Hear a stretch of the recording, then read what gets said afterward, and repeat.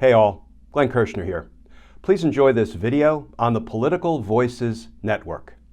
It looks like the guy that was threatening the Obamas is going to be released. It sounds like it. Yeah. It just seems.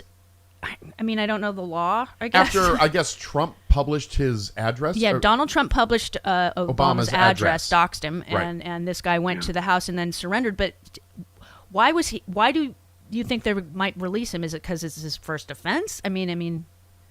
So here's the thing. There is a standard for detaining somebody pending trial, and it is that person is either a danger to the community or is a flight risk.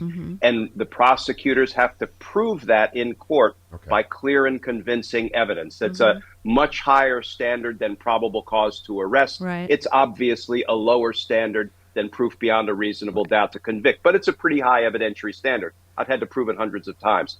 So I assume, and I am now learning from you all, thank you for breaking the news to me, that this guy Taylor Taranto is apparently going to be released. I assume the judge decided there wasn't clear and convincing evidence that he posed a danger to others. I don't know how that can be when Donald Trump posts his address. This guy reposts it on his social media, arms himself with 2 guns, 400 rounds of ammunition, a machete, and then heads to Obama's home to get after him.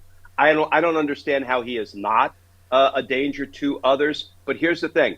If the trial judge, the first judge to make this decision, got it wrong, then the prosecutors can appeal it, and hopefully they will. And hopefully this guy, who's an insurrectionist, mind you, at the time he was wanted for his crimes on January 6th at the U.S. Capitol. This is a guy that should be detained, at least based on what I've seen publicly reported. And what they're saying is he might be released before trial unless prosecutors bring more serious charges against him in the next week. He brought weapons to an ex-president's home. That to me is dangerous. I don't see Judge Zia Faruqi.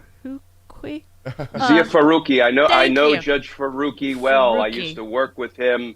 And here's what will happen. I predict that the prosecutors will very quickly bring a superseding indictment with more charges if the evidence supports it, or they will appeal.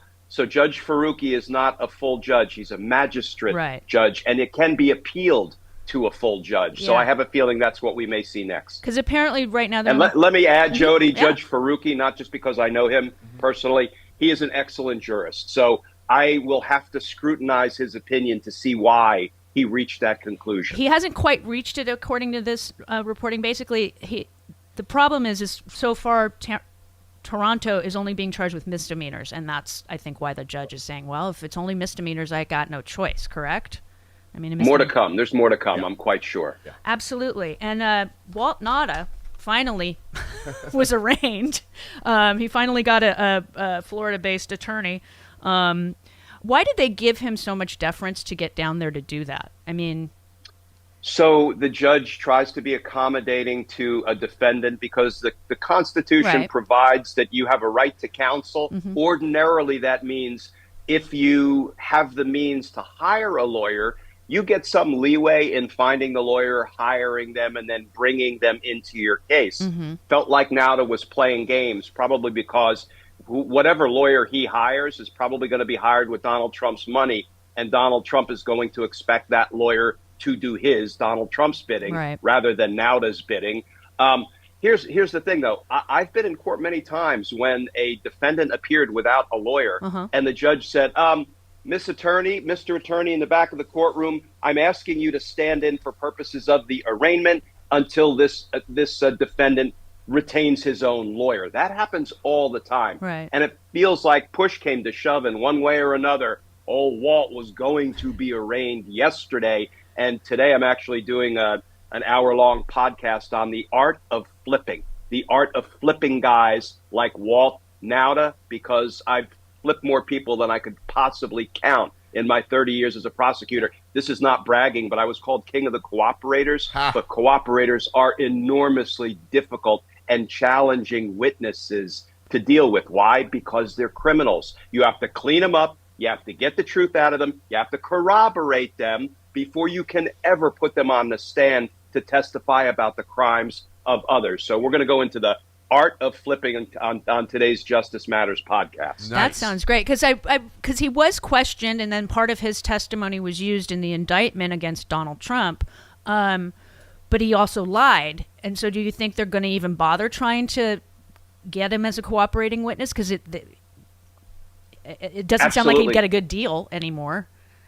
Every cooperating witness starts out lying. I mean, Jody, none of these guys walk in the minute they start talking to law enforcement and say, yeah, you got me. Let me be completely forthcoming about all my crimes. Right. Never. But didn't they offer him a proffer? Didn't they start talking to him about a deal and then he said, no, thank you? Or Oh, I have a feeling they talked to him long and hard trying to develop him as a cooperating witness. But here's the good news. Often when these guys want to go hard, then we say, okay, then let me promise you what will happen. You're going to be indicted for crimes that will carry decades and decades in prison. And then we're going to talk again. Now he is in that second posture where he's been indicted. And you know what? It has a way of getting somebody's attention when they say that they see their name on the wrong side of the V, United States versus Walt Nauta and Donald Trump. Now, some people, let me add, will take what's called a soldier's plea. What's a soldier's plea? Walt Nauta may want to go down with the Donald Trump ship, in which case he will say, you can take me to trial and convict me of everything, or maybe I'll save you the trouble. I'll walk into court and I'll plead guilty to everything, and you can't stop me, and I will never talk to you. Weisselberg We did have that. We call that a soldier's plea. Well, Weisselberg actually did half a plea. He was playing games, still trying to help Donald Trump. So often, you know, in gang and RICO cases that I've handled, I've had guys come in and say, look, Mr. Kirschner, I get it. I'm done. I'm dead and stinking. I'm going to die in prison. What I'm not going to do is flip on the organization, because then I'll be dead inside the Bureau of Prisons. I would rather live the rest of my life in the Bureau of Prisons, not having flipped, but at least not looking at who's going to shank me in the back every day. Yeah, that makes I understand that. And one last thing, Trump can be deposed in the Peter Strzok lawsuit. Yep. That broke overnight. Yeah, that broke overnight. Jackson wrote in her brief order, it was Judge Amy Berman Jackson. She said, given the limited nature of the deposition that has been ordered and the fact that the former president's schedule appears to be able to accommodate other civil litigation that he's initiated, so why not? Exactly. DOJ sought to block him from being deposed because other people have already testified. But I like the fact that she's ruled that he's now got to talk about Peter Strzok, who has a decent lawsuit, I think. Yeah. So, what I predict he will do is plead the fifth. Because just because you've been ordered to sit for a deposition, you still have a Fifth Amendment right against self-incrimination. Absolutely. And we all see how badly it ended up when Donald Trump didn't plead the fifth in the E. Jean Carroll deposition. He made an absolute jackass of himself and helped that jury conclude that he did sexually batter and defame E. Jean Carroll. So this time I suspect we'll see him plead the fifth. Yeah, well, that's he's really bad under depositions. He's just the worst witness. He's just terrible. Well, thank you so much for coming on, Glenn. Have a lovely, lovely weekend. And you'll see Stephanie hopefully next week. Thanks. Our well wishes go out to Stephanie and her mom. Thanks, Jody. Absolutely. Right. Bye-bye. Thanks, Glenn. There it is, my first drink of the day, Z-Biotics pre-alcohol probiotic. Many of you know my story. I stopped drinking wine for 3 years during COVID, during the lockdown as part of a health reset. Now I drink wine in moderation, but this is an amazing new product. I've always believed in probiotics. And Z-Biotics, check this out. You drink just one of these. It's the world's first genetically engineered probiotic. It was invented by PhD scientists to tackle rough mornings after drinking. I am using this and I feel great in the morning. I don't have to worry if I have an extra glass of wine, I still feel great in the morning. Here's how it works. When you drink, alcohol gets converted into a toxic byproduct in the gut. I've always had acid reflux problems. It is this byproduct, not dehydration, that's to blame for your rough next day. Z-Biotics produces an enzyme to break this byproduct down. All I know is it works. It is Z-Biotics pre-alcohol probiotic. Go to zbiotics.com/politicalvoices or scan the QR code on the screen right now.